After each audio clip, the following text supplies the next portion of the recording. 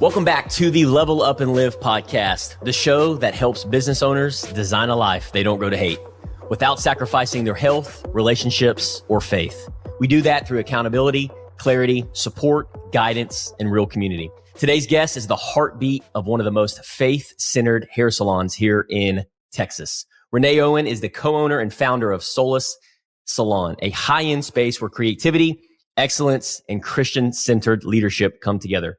With 34 years in the beauty industry, she's not just growing a business, she's mentoring a team and creating a home where people feel seen, served, and inspired. Renee, welcome to the show.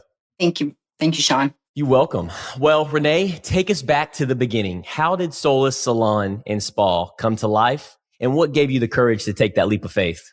Well, I started doing hair years ago, obviously 34 years ago, and in a very small town, and you just can't make a living in a small town. So moved away from there and continued to do hair everywhere that I went and started to have kids, stayed home for a little while, but you never stop doing hair when you do hair. So you do kitchen hair at that point and worked with youth kids for a little while in our church and kind of to get in their world and did kitchen hair for many years to, I guess, keep my abilities up, my skills up, and also get in their world and spend time with them. And then went back into it when my older daughter started into hair herself. And then she did research for me, realizing I never had to go back and take the test when I let my license go. So I had to take the test, but I didn't have to go back to school, which I did not want to go back to school. So I went back and took the test. And then when she started doing hair, I thought, what are we doing? We're paying someone else rent. And I said, we don't need to do that.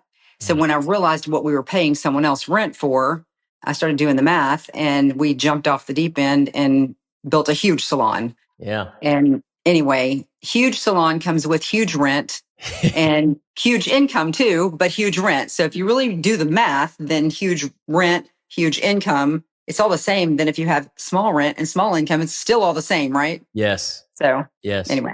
So then that's where we are today, is we got rid of the rent, bought our own building. Now we have our own mortgage and smaller, much smaller. And what year was this, Renee? 2018 was my first one. And we got up and running right before COVID. And then COVID set us back a little bit, but we continued to hang on. And then in 24, we bought our own building.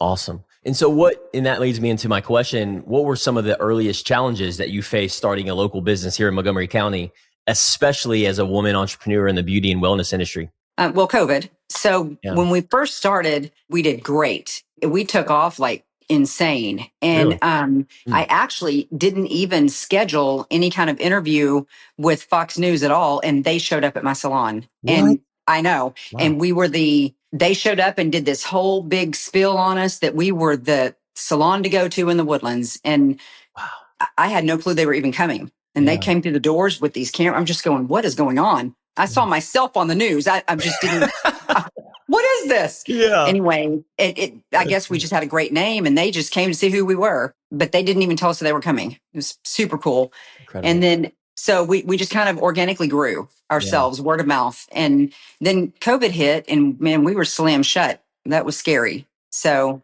when you faced that challenge, so obviously you had a very out of the gates, Fox News, you were exposed in advertising and marketing and the organic growth from your customer, your referrals and just maybe your community and friends and family and kind of starting there. But then what I'm hearing you say is you experienced that explosive growth. And then a matter of 12 to 18 months, COVID hit and they were shutting things down. I'm curious on what you did in those times to overcome those obstacles and challenges. How did you adapt in those moments? Well, so we didn't get COVID money because the model that we had at the time was booth rental. And so we didn't have any employees. Our employees they weren't employees. They were booth rental. So they were tenants, if you will. Contractors. Yeah. Mm-hmm. And so we didn't benefit from the COVID money, which was dangerous because, I had to come up with the money myself. Yeah. That was brutal. So I gave them grace and I did not charge them for their chairs because they weren't making money. Yeah. But neither was I. And so that was very painful for me. But I wanted them to hang on, but I had to hang on too. So I gave them a couple months with no rent. They didn't have to pay, but we only had to shut down, I believe, 2 weeks. Okay. Legally, I think we had to shut down 2 weeks. As soon as they lifted, we were back open. But still, people were still very scared to come back. And Yes. it was a good 6 months to 9 months before people were relaxed to come back. Wow. And people still, for a good year and a half, they didn't come back full fledged. Yeah. The In world was those, ugly. They needed us. exactly. So in those moments, did customers still come in, but they just wore a mask and that was required? And then what did you do for advertising and marketing? Was it still customer referrals at that point? We've always done word of mouth. I've never done a ton of marketing, just haven't Yeah. had to. Yeah. At that time, I started needing to. Yeah. It started getting a little sparse, and so I did a little bit of things out there, not a lot.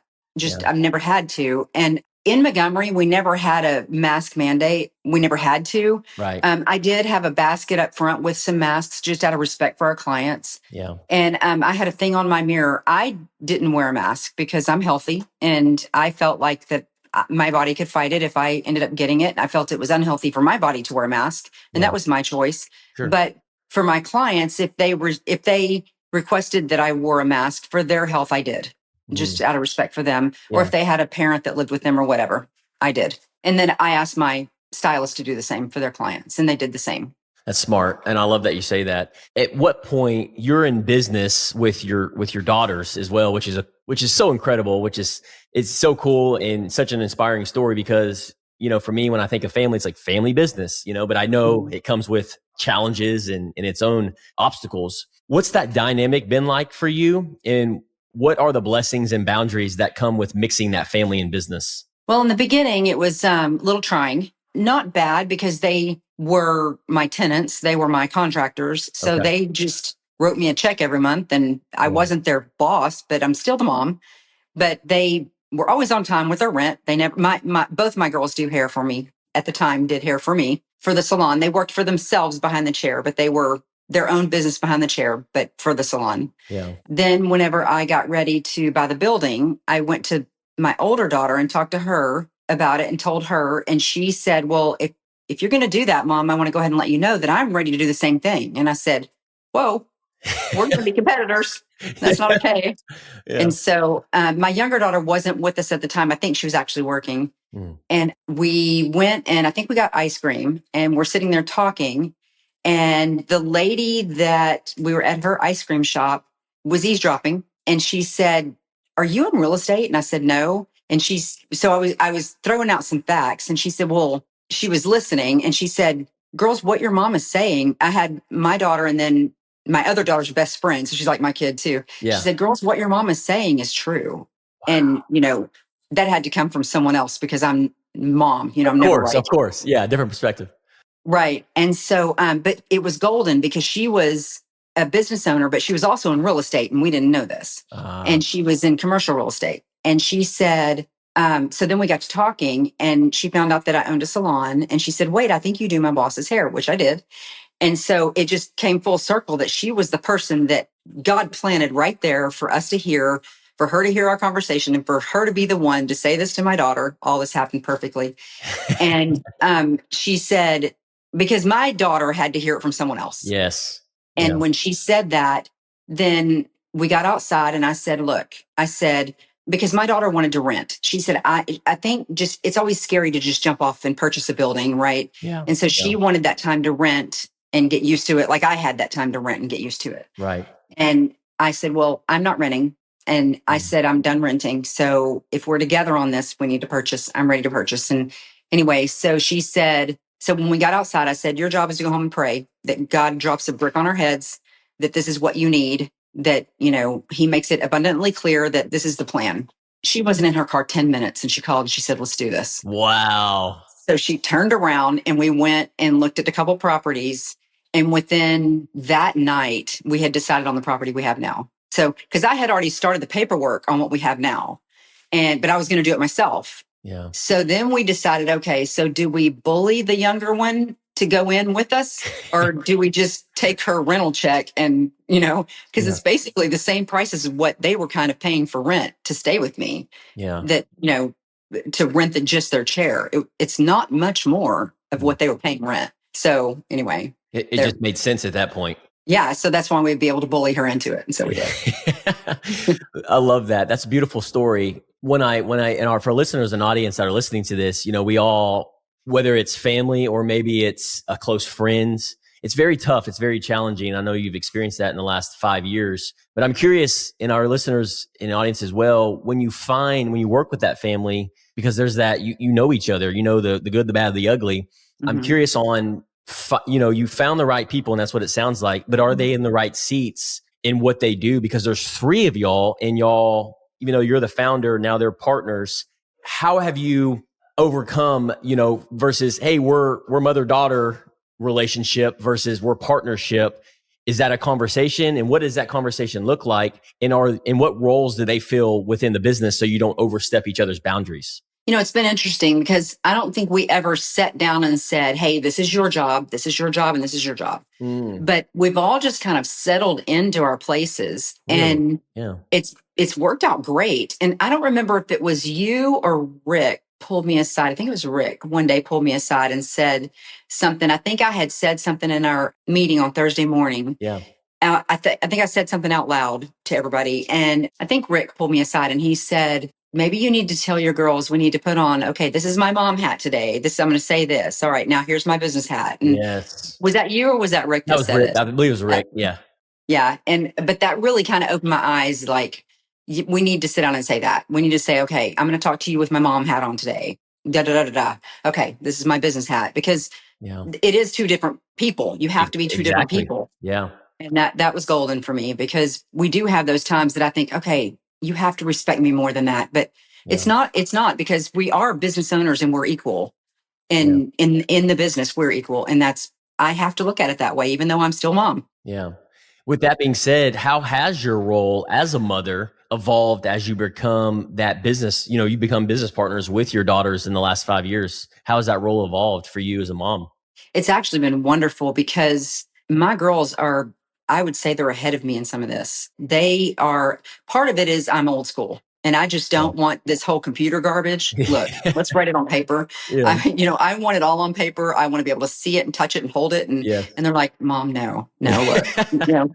And so they have really taken over a lot of it, which I'm not arguing about it because I did it myself for a long time. So it's been really nice to see them grow and to see my 22-year-old. Oh my word. She's probably going to hear this and she'll like this, but she has taken over a lot. And it's beautiful to watch this 22-year-old know how to do all this. And you're just going, who are you?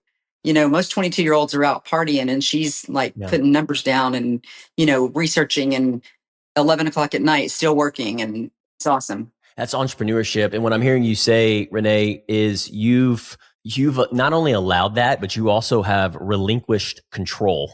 A lot of times business owners and entrepreneurs, I'm sure you can relate with this and our audience and listeners can as well. It's our baby. We're founders, business owners, and we don't want to relinquish control. But what I'm hearing you say is that you're allowing your daughters to, do what it is that they're really good at.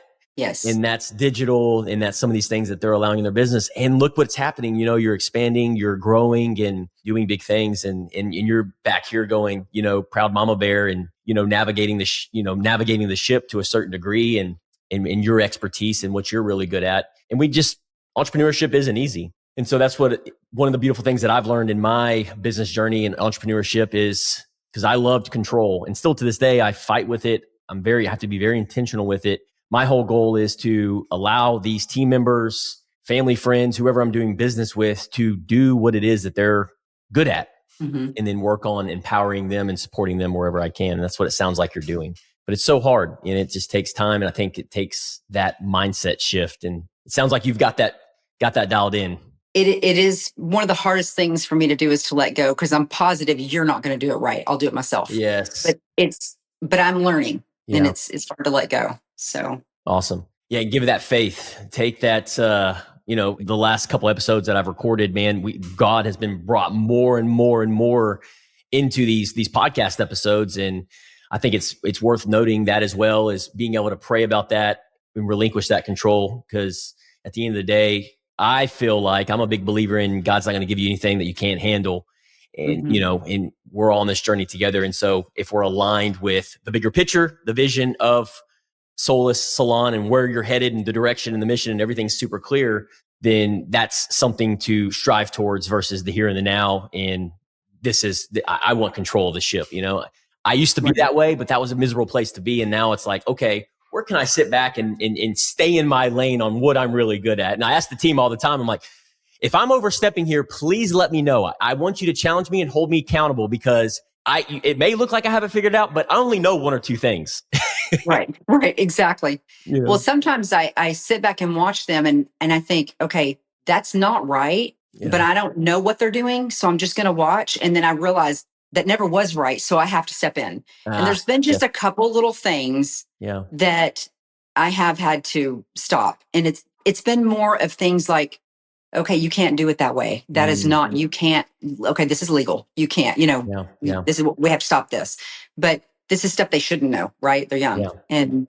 But there's been only a couple things that we've had to stop. But I've always raised my kids by example. So I'm not going to do what you shouldn't do. And so I think that in doing that, raising them that way and teaching them along the way, everything is a lesson. That I feel like everything is out there for a lesson. So I almost feel like who better to hand it off to my own kids. It's awesome that they know what I expect. So those standards are there. And then it sounds like they feel empowered as well. And I think that's so important when you're working with a team like that, especially partnerships. It's not only it's challenging, but they have to also feel empowered too, because they have to take ownership in it. And I think, with our listeners and audience and viewers listening to this, if you have a team member, whether that's 1 or 10 or 15 or 20 plus, you have to have those people in that business that are taking ownership. And what I'm hearing you say is your daughters have taken ownership in these certain areas, but at the same time, there's things that you're really good at, and that you have to kind of draw the line in the sand. And I'm curious, how do you approach that when you see that? Because most business owners, Renee, from my experience, they won't say anything. And they'll just kind of let it like blow up in their face or blow up in the business face before it's too late. Or they will say something and they'll come across as aggressive, blunt. That was me. I didn't know how to communicate to my team when I saw something that they weren't doing wrong, because we're going to make mistakes. We're human beings. But I'm curious with you, how have you found that approach to really, delicately, compassionately do that with your daughters when you see something incorrect? Well, one of the small things was they wanted to change our contracts. Well, they started moving things around and I said, you can change them, but you can't, there's certain things you can't change in a contract because it's written by a lawyer for a reason.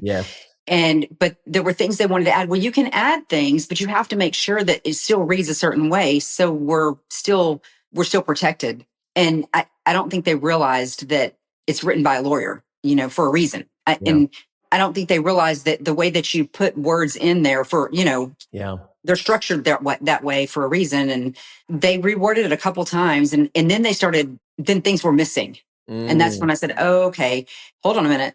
And we had to redo some of the stuff. And I am pretty sharp with my words. That is one of my downfalls. I'm not great at, I'm trying to soften myself because I am pretty sharp. I'm very straightforward. Me too. I think that's a business owner's trait.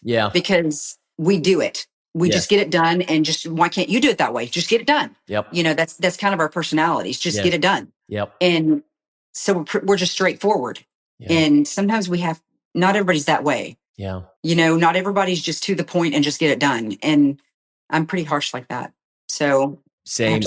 I resonate with you so much, and it's a work in progress, and we're humans, and we recognize that. Here recently in our mastermind group on Fridays at the Level Up and Live, one of a new business owner I think he's on his second week in his free trial, and he owns a Inferno Customs here locally in Montgomery County. Anyways, guy comes in and just, is sitting there soaking everything up like a sponge and asking good questions, sharing, being vulnerable. And one of the things that he had shared in the group, I had immediately done what you had just said. I had asked some questions, and then I could feel my passion, coming up, kind of like what you shared about the lingo and the language. You're like, whoa, that's not right. And you immediately just kind of speak out.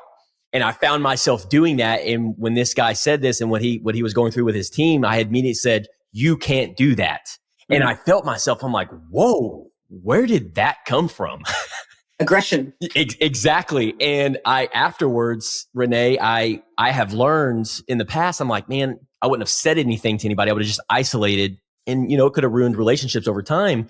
But I did two things that made a huge difference. I feel like in, me becoming the leader that I want to become is, one, I collaborated with three other business owners that were sitting at the table. And I asked them when he wasn't there, I said, hey, was this message received when I said it like this? And they looked at me and smiled. They're like, we glad you asked. And they said, you came across a little assertive and aggressive. However, the point was made and we agree with you, but maybe you could have done it a little differently. And so we reflected on that. We collaborated on that. And it was such a breath of fresh air hearing that from them. So you know what I did? 30 minutes later, I called the business owner and I said, hey, I want to get your feedback. How was that message received the way I being on the other side of the table and me saying that? And he goes, no, I got a strong backbone, just like what you said, business owner, I can handle this kind of stuff, and he kind of went into his story. But immediately for me, it was an indicator, like he was just trying to be strong, in that moment. And so we talked for 5 or 10 minutes and I said, here's the reason why I'm calling you is because I don't like the way I came across in that mastermind group. I don't like the way I talked to you. Mm-hmm. And after collaborating with other business owners in the group, I feel like I could have done this differently and approached that in a different manner. And the way I asked you that after asking you that question. And he goes, agreed. And I knew right then and there, I was like, I'm so grateful that I did those two things. Yeah, it took me an extra 30 minutes to an hour and I had to go out of my way to do that. But I learned as a leader because like you said, man, we get in those moments where we're like, we know because we've been doing it for so long and then our words are so powerful. Sometimes, man, that can really come back and be a compounding, and it could either be a good thing or a bad thing. And in my case, it's always been a freaking bad thing, Any thoughts on that? Yes, I feel like as far as having employees, I feel like you can scare them off really easy because they go, whoa, you're not nice. Yeah. And with today's people, look, you got to coddle them. And that's rough. I'm not a coddler. Yeah. And I think that's why my kids are tough. Yeah. I didn't coddle them. And that's why they're business owners and very successful because I didn't coddle them. But the strong thing that I think we have is my younger daughter is excellent at wording. So whenever I have an employee that you got to coddle, I call her or I'll shoot her a text and say, reword this, please. And she'll reword it perfectly. Yeah. And then my older daughter is right in between us. Oh. She's a little bit more like me, but a little bit more like Kylie. And so Lindsay's more like, okay, well, we got to toughen it up just a little bit or, Yeah. So, Kylie's really on the sweeter side and Lindsay's, I'm not nice. And Lindsay's like right in the middle. So we're all good. So good cop, bad cop. And that's beautiful that you know that. And I think there's wisdom in that and what you just shared. And for our listeners and audience, if you're a business owner and you have one employee or maybe you don't, you're self-employed, when you experience those bad times, because we all will, customers, family, friends, who are you, knowing oneself, self-awareness, what you just said, Renee, is, you know what, I'm not nice when it comes to this and maybe triggered just like I am. So who may be able to approach this in a better manner? And I think that's so powerful and it's so, so wise. In what I've learned in my experience is let's delegate this because I'm going to stay in my strengths over here. I'm going to be the driver, the ambition, look at things at 30,000 feet.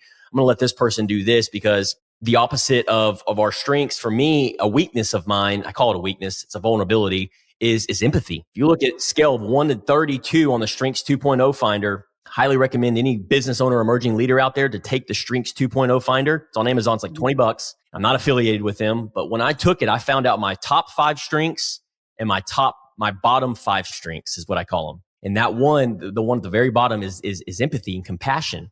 So I've had to be really intentional because I need to be able to pull that in my tool belt.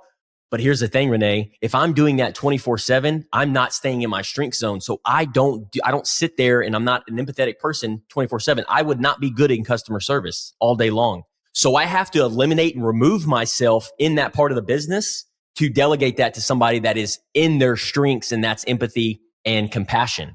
And that's what it sounds like you have done, obviously, with your partners is, hey, this is my strengths. I'm going to stay in this lane. Over here, you're really good at this, and I'm going to allow you to go do this. Is that what I'm hearing you say? I think so. I mean, confrontation's not easy for me because I am pretty harsh, and you're probably going to hate me when we're done. But never. Kylie's super sweet. She's really sweet, and you'll like her. Like, did she just get on to me? That was so nice. I don't know. But she's really sweet. But you're going to look at me and go, man, you hate me. But I said exactly what I should have said, Yeah. the way that I feel like I would have thought if you said to me what I said to you, I would go, okay, I get it. Yeah. I should have done it this way. Yep. I don't know. To me, I think I don't get it. But to them, they're going, oh, wow, she just slapped me across, Yeah. Yeah. I just, so. Yeah. I resonate with Everybody is different. Well, it's like you said earlier, it's like when you have employees and team members, contractors, or even anybody that you're doing business with, me and you can have a conversation all day long and I shoot you straight because there's some kind of credibility or respect. You're like, oh, this guy goes to the same meeting. We did a podcast together. So there's some kind of relationship there. And I say something, you're like, okay, yeah, you take it with a grain of salt. But then you tell somebody on the opposite spectrum, like with what you're saying, they're like, whoa, that was a ton of bricks thrown at me. That was intensive. Right. And what I've learned in leadership is, and this has been one of the hardest things that I've learned, Renee, that I'm still learning to this day, a student of the game, is whoever I'm talking to, it could be a team member, customer, even somebody on the podcast or in the mastermind group. I have to put myself where they are. I have to meet them where they are. And that is when I'm so intentional about that. It's like, where are they are in their temperament, their personality. And of course, that just takes time asking good questions, because I used to be the leader and the business owner that would just say what was on my mind. And I would wonder why they would never want to go to lunch with me or coffee with me or hang out or build relationships with me, It's no wonder. Yeah. So, but I resonate, and I know a lot of our listeners and audience as well. A lot of and people in our community are driven individuals like mine and yourself. And that's iron sharpens iron. That's how you really grow. I actually made a post about this yesterday on my social media. I said, look, real growth isn't being nice. It's being real. It's being authentic because you care about that person. And when me and you speak in our personalities, it's because we're coming from love. We're coming from that is the way we speak. That's our language. But to the other person, that's the opposite of us. They don't receive it that way. And that's what I've learned. And so it's been an awesome journey. But I'm curious with you we've already talked about entrepreneurship not being easy, not being for the faint of heart. And here you are today. Can you share a season where in your life that things felt heavy, maybe even uncertain, or even if like it wasn't going to work out and you're like, man, I'm just going to go back to doing what I did before starting the salon? And how did you push through that in that uncertainty? Yes, I will. A while back, I had a full salon. At one point, I had 24 stylists. Oh, wow. And I had 11 leave in 2 weeks. Wow. And that's brutal on my pocketbook, right? Yeah. It's kind of brutal on your heart too. You feel it's very personal at that point. Yeah.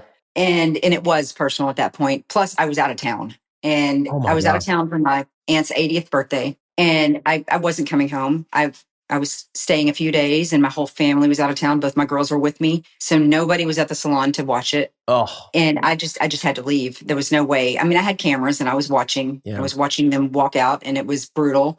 But there's nothing I could do. I didn't enjoy my vacation. I was sick. I was literally throwing up.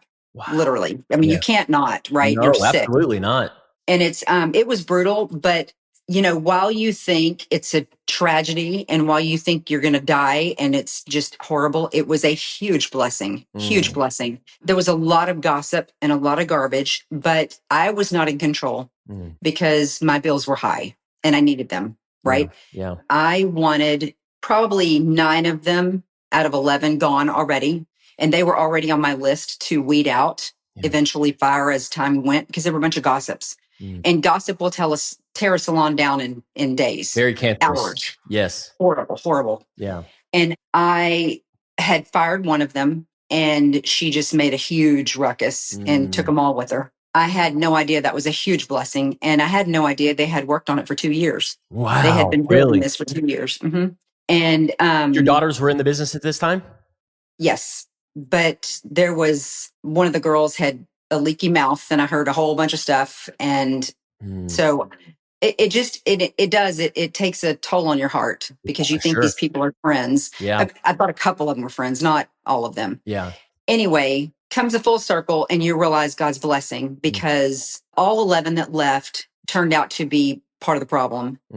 And I wasn't strong enough. God knew my strength, and I was not strong enough to let them go when I knew that I needed them to pay my bills. Yes. But God had a bigger plan. Yep. And He just cut me off at the knees, Wow. but he knew I couldn't do it. Yep. And when he made that cut, and then things started falling into place. Wow. And but I couldn't have done it myself. I could not have done it myself because it took me a couple months to fill it back up again. And then when I filled it back up again, and they weren't the right people either, because I was desperate, right? I was just taking anybody. Yep. So I got people in, and then like, okay, you're not right. You got to go. What am I doing? What am I doing? You got to go. So went back to a skeleton crew again, and then just started. And then I just said, you know what? My lease is almost up. Let me just ride this out.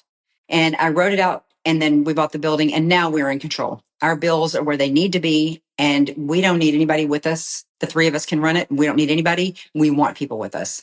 So now it's our choice. Yeah. And now if we don't like your shirt, we can fire you. Yeah. And that's wonderful. That's a great feeling. And so now our motto is one gossip, one thing said wrong that comes out as gossip, and it's first offense, you're out. Yes. No, so we don't mess around with that at all. First offense on gossip, you're out. Yeah. So. Yeah, that's so powerful, man. The story that you just shared, what I'm hearing you say is pushing through that. You not only leaned on God and your faith and your creator, because it's all in his timing, and he's not going to give us anything that we can't handle without him. And we know that's why he does that. I feel like, in my belief, it's like these things happen in our life. And in your case, it was this business where the knees were cut out from underneath you, 11 ladies left. And it's like in that moment, you're like, okay, God's testing you. Who are you going to lean on? Is it going to be Renee? Is it going to be me? And you leaned on God, and look what's happened. It's been a catalyst and a turning point from what I'm hearing you say. And now you're all aligned with your daughters and your partnership and everybody that comes on to your hair salon, where you are aligned with your values, your interest, and you're talking about the bigger pictures, because ain't nobody got time for gossiping. Ain't nobody got time for it. You can do that outside of it, Right. And for me, that's where it seemed like that mindset shifted for you, is really aligning that and making sure that the standards are just that, and upholding that up front. And that's very powerful. And just for our listeners and audience listening to that as well, it's like when you go through these tough times, and it's not if, but when, the more and more you scale, the more and more you grow, you're going to face these times. And it's what you do in those moments. And the beautiful thing about it is, Renee, what you inspire me is that you share that you are a woman of God, and that's prayer, and that's faith, that's collaborating with your daughters, and being able to lean on somebody higher than ourselves. Because if we just leaned on it ourselves, then you're back in square one. You're doing the same thing that happened with 11 ladies that left, right? Right. So you allowed him into your life to change you. Yeah. Thank you. It was so many times I would go home, just all the way home, just praying, God, what do I do? What do I do? I can't stand this anymore. They're arguing in the back. I would walk in, and they would just be quiet because they're talking smack about someone, maybe me, maybe someone else, maybe my daughters. I don't know. But I just knew that I can't pay the bills without them. Yes. It's hard. And I mean, I could, because I've got a savings, but you don't want to, right? That's not business. But he did. And when he did, he knocked me to my knees, and that's what I needed. So Renee, do you think we have to, emerging leaders and business owners listening to this, a lot of times what I have found is that we all have to go through this pain cave. And that's not just business, but other areas of life. Maybe it's marriage, maybe it's health and wellness, maybe that's spirituality, business. Do you feel like, from your experience, that we all have to go through that pain, like what you experienced in your business, to really go, okay, you know what? I can't do it alone. I have got to seek counsel. I've got to seek mentorship to steer the ship. Do you have to go through that pain, or can it be caught before we go through that pain cave? I mean, I feel like yes, because I feel like if you don't, you're not finished.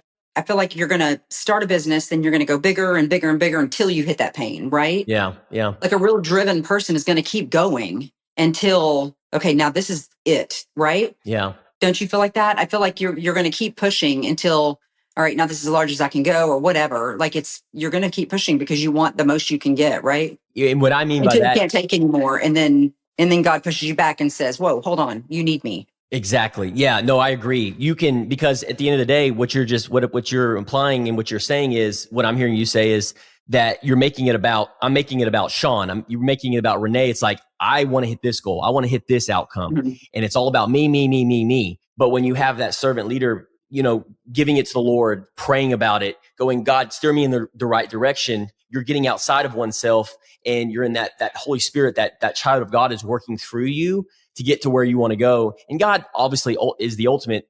But when I say pain, it's like, okay, think about your health and neglecting. I was 30 pounds overweight. I was 225, 6 foot, I was overweight, but I was neglecting it because I was in the pride and ego of driving the business. I wanted cash flow. I wanted money. I wanted the house. I wanted the cars. So I neglected my weight. I neglected my marriage, and I neglected my friendships because I made it all about me. So I had to go through that pain to finally say in 2021, my gosh, why am I miserable? Why am I unhappy? Well, because all these things started adding up. I made it just about me. But before that, if you're somebody listening to this podcast, Renee, if the Renee in their 20s was listening to this, and they're hearing me and you talk right now about the different things that we've talked about, the Lord, praying, God, going through the pain cave, that version of me is going, okay, so, that's great for you guys. I'm glad y'all went through this. I'm going to go back over here and making money because they haven't been through the pain cave. They haven't had the doctor visit where they said, hey, you're 50 pounds overweight and you're borderline obesity and you're going to end up pre-diabetic. All these different, right? It's like, oh, wow, this is, I'm in the pain cave. Like if I don't do something, I've got to change and get outside of myself. That's what I mean by the pain cave. And what I have found is people have to go through that to go, okay, you know what? I'm going to listen to somebody like Renee. I'm going to listen to that podcast. What do I need to do? I'm going to ask better questions. I'm going to get curious. I'm going to plug myself into a community and seek help, seek guidance. What are your thoughts on that? Well, smart people learn from other people's mistakes, right? Yes. And I'm not always that smart.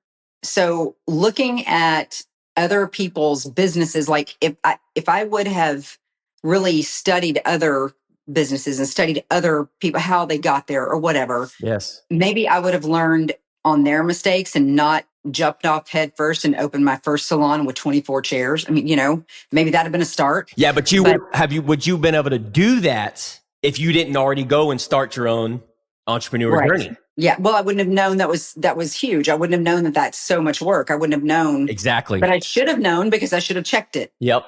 There's that. Yeah. And so I don't know, but I don't do that. I jump off head first. Yep. Yeah. I'm the same way. And it's like, okay, you can have the blueprint of life on this podcast, everything, all the advice that you have shared today and your story and your vulnerabilities. What's going to happen is, my hope, my belief is to empower that person to kind of use their life, steer it as GPS in their own life before they hit that pain cave, before going through, I'm going to learn from Renee's mistakes. I'm going to learn from Sean's mistakes, and I'm going to go get grounded in this. That's my hope. But from my experience is that ain't the case. The case is they have to do what me and you have done. We're going to go experience it for ourselves. Hard-headed. Yep. Yeah. Hard-headed. Exactly. Pride and ego and just being a human being, so. Right. Exactly. Well, as we wrap things up, I wanted to ask you before we ask you how our community can support you is, what do you want your daughters and your clients to remember about the way you led Solace Salon and Spa? Christ-like, first of all, integrity. That we are who we say we are. Love that. That's the main thing. Integrity is huge with me, that you get what you came for. You get what we said we were giving you, who we are. Love that. And for our listeners who are in the trenches right now in business ownership, what would you say to encourage them so they don't feel like giving up? Because we both know it's not for the faint of heart. And yes, we have strong personalities, and it's not for people that are lacking resilience or persistence in surrounding themselves with individuals like yourself. But what would you say that one thing to encourage them so they don't feel like giving up? The one thing, start over. Just keep trying and trying. Business is not easy. No. It is not. You don't start a business so you have free time. That is not the reason you start a business. That's a joke. Yeah. So I read the other day or a while back that something about you don't work 18 hours. You get to pick the 18 hours a day you work or something. Anyway, yeah. It's a lot of work. It's a lot of work, but just keep trying and keep trying because it will eventually work. You just have to keep trying and keep trying and just keep getting back up again. Keep showing up because and also I think I heard you say it earlier is tying the why. Why are you getting into this? And I failed many times on my why. My why was money. And yeah, sure, it may work in your 20s and 30s and maybe even in your 40s and 50s, but we both know I know what that leads to. That leads to it's not sustainable. And it's not a big enough why that it's I'm not emotionally connected to it. And that's not success to me. And that changes over time. And I know of a lot of our listeners and business owners that are listening to this. I always try to leave them with that. You're not going to give up, whether it's an endurance race, a marathon, a business. If you have that strong why Why do you want your business to work out? Why do you want to leave a legacy? Why do you want to be, what do you want to be known for? And so you start answering these questions, what I've learned is being a student in the game is that it ties my emotions to those questions. And then when times get tough, like me and you've talked about today on today's podcast, you're like, oh, this is just a little speed bump versus the end of the world. And that's what's really helped me out along the way. Renee, thank you for sharing your journey so honestly today. See, it wasn't this bad. You did awesome today. You executed. It wasn't hard at all. Exactly. You're a rock star. Well, I really appreciate you being on the podcast today and saying yes. With that being said, how can our Level Up and Live community, how can we support you in today's podcast? Prayer, first of all. Just pray for us that that we just keep moving along like we are. Our new location has been great. Pray for us to be able to we have a couple chairs left we have to fill with good girls or good stylists. Doesn't have to be female, but great stylists. And we do have high standards for stylist ability, but also integrity. And I'm huge on that. We're very picky. We're not just taking anyone. So we're keeping our standards high. So I've got a couple that I'm interviewing. So just pray for the process of interviews. Absolutely. So, well, and then also too, where's your storefront? Where's your salon at? It's almost at it's across from Sonic on 105 and McCaleb. Okay. Right at that corner, right behind Rudy's Barbecue. Okay. There's that little business park. Yep. Awesome. Right there. Wes, there you go. So if you're listening to this and you're wanting to find a new salon, a spa, reach out to Renee. Make sure you go and check them out. Give them a follow. Make sure you pray for them and stay in touch. This is a lady that is not to be reckoned with and you want to definitely team up with and go alongside with and support. So, and then also too, if you're interested in getting a new position, I feel like I have a lot of friends in my community and network that are hairstylists. So if you want to go work for somebody that has high standards, which if you're listening to this podcast on the Level Up and Live, I know you've got higher standards, then reach out to Renee. I'm sure you're on socials and your website. And outside of that, Renee, thank you for sharing your journey. Your story is proof that leadership isn't just about having it all figured out. It's about staying faithful, showing up, and building something that outlives you. And if you're listening and you're ready to build your business and your life with intention, this is your community. Keep leveling up and living with purpose. Thanks again, Renee. Thank you, Sean.